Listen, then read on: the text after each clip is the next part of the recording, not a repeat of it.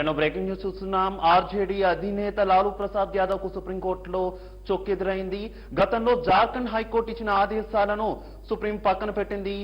మొత్తం ఈ కేసుకు సంబంధించి సిబిఐ వాదనతో సుప్రీంకోర్టు ఏకీభవించినట్టు తెలుస్తుంది. దానా కుంభకోణంలో మళ్లీ లాలూ ప్రసాద్ యాదవ్ విచారణ ఎదుర్కోబోతున్నారు. దీనికి సంబంధించి మరింత సమాచారం మా రిపోర్టర్ రామకృష్ణ అందిస్తారు. రామకృష్ణ, చెప్పండి, దానా కుంభకోణానికి సంబంధించి లాలూ ప్రసాద్ యాదవ్ కు సుప్రీంకోర్టులో చొక్కెదిరినట్టు తెలుస్తోంది. అప్డేట్స్ ఏంటి? దానా స్కామ్ లో దేశవ్యాప్తంగా దానా స్కామ్ చాలా సంచలనం సృష్టించింది. మరి అప్పట్లో ఈయన ముఖ్యమంత్రిగా ఉండి కూడా లాలూ ప్రసాద్ యాదవ్ జైలుకి వెళ్లాల్సిన పరిస్థితి ఏర్పడింది. దానా స్కామ్ లో మళ్లీ మరోమారు లాలూ ప్రసాద్ యాదవ్ కు చొక్కెదురైంది. సుప్రీంకోర్టులో సిబిఐ వాదనకి సుప్రీంకోర్టు ఏకీభవించింది. లాలూ ప్రసాద్ యాదవ్ పై ఛార్జెస్ డ్రాప్ చేయడానికి వీల్లేదని చెప్పేసి కూడా వ్యతిరేకించిన నేపథ్యంలో సర్వోన్నత న్యాయస్థానం ఈ కేసును విచారించడానికి వేర్వేరుగా విచారించడానికి అనుమతించింది. ఈ నేపథ్యంలో లాలూ ప్రసాద్ యాదవ్ ని సిబిఐ విచారించే అవకాశం విచారించబోతుంది. దాంతో పాటు అధికారం జరిగినట్టుగైతే లాలూ ప్రసాద్ యాదవ్ ఇప్పటికే ఆల్రెడీ ఒక కేసులో నిందితుడిగా ఉన్న ఆయన ఈ కేసులో కానీ దోషిగా తేలినట్టుగైతే జైలుకి వెళ్లాల్సిన పరిస్థితి ఏర్పడుతుంది. అయితే రామకృష్ణ, ఇప్పటికే ఒక కేసులో లాలూ ప్రసాద్ యాదవ్ కు 5 ఏళ్ల జైలు శిక్ష పడింది. అయితే ఇప్పుడు ప్రతి కేసును కూడా సుప్రీంకోర్టు విడివిడిగా విచారించాలని కూడా చెప్పినట్టు తెలుస్తోంది. ఈ నేపథ్యంలో లాలూ మరిన్ని చిక్కుల్లో పడ్డారని అనుకోవచ్చా? అంటే అన్ని కేసులను కూడా విడివిడిగా విచారించాలని సుప్రీంకోర్టు చెప్పిన నేపథ్యంలో లాలూ చిక్కుల్లో పడారని చెప్పవచ్చు. జైలుకి వెళ్ళడం కూడా ఖాయమని కూడా చెప్పవచ్చు.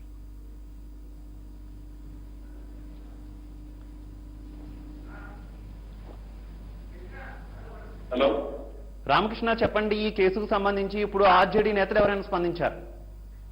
ఆర్జేడీ నేతలు ఎవరు కూడా ఇంకా స్పందించలేదు. మనకి ఈ కేసుకు సంబంధించి ఇప్పుడే కొద్దిసేపటి క్రితమే సర్వోన్నత న్యాయస్థానం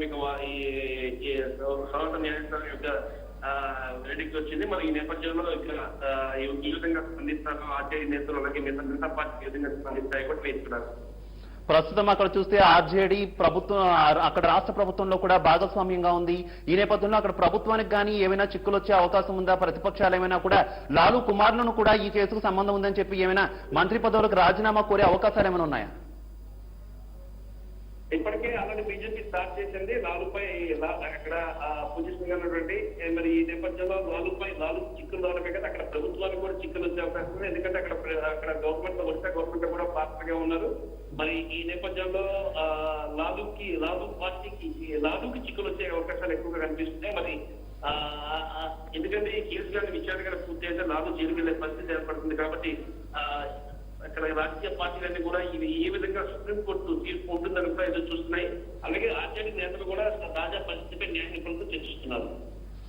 రామకృష్ణ, అయితే దీనికి సంబంధించి ఆ రాష్ట్ర ప్రభుత్వం, ఒడిశా ప్రభుత్వానికి సంబంధించి నేతలు ఎవరైనా స్పందించారు? ఇంకా ఇప్పటిదాకా ఒడిశా నేతలు ఎవరు కూడా స్పందించలేదు. మరి ఇప్పుడే వచ్చింది కాబట్టి దీని మీద రైట్ రామకృష్ణ, థ్యాంక్ యూ. మొత్తంగా చూసుకుంటే దానా కుంభకోణం కేసులో ఆర్జేడీ అధినేత లాలూ ప్రసాద్ యాదవ్ కు చొక్కెదురైంది. ఈ కేసుపై మళ్లీ విచారణ ప్రారంభించాలని చెప్పేసి విచారణ కొనసాగించాలని కూడా సుప్రీంకోర్టు ఆదేశించింది.